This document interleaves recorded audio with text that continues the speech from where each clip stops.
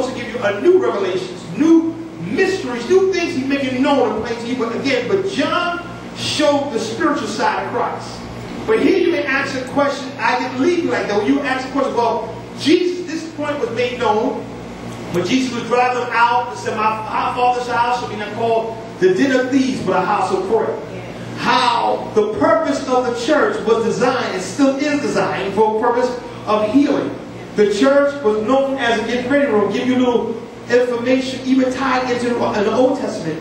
In the Old Testament, because the Holy Ghost had not fallen, the order that God had set up was the prophet, the priest, and the king.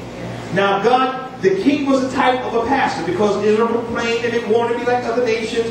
God gave them a strong king, a powerful king. But he got beside himself and disobeyed God. And God had to move, which was Saul. And gave him a man after his own heart. So Saul was a type of a pastor. King is a type of a pastor.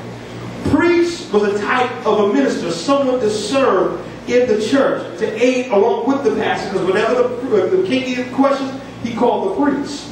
And then when he was in a great dilemma, he sought for the insight of the prophet. Now at that time, the Holy Ghost had not fallen, and the Holy Ghost had dwelt upon man and was striving with man.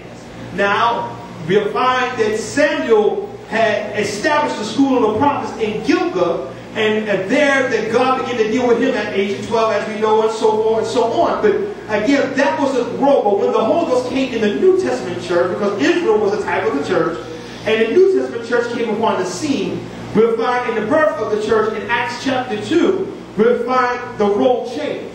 And what God did, he added the apostle. For Paul, well, Moses was a type of a priest, he was a type of an apostle, and he was a type of a pastor. Because he led 8 million people and had to take God to give him a special commission.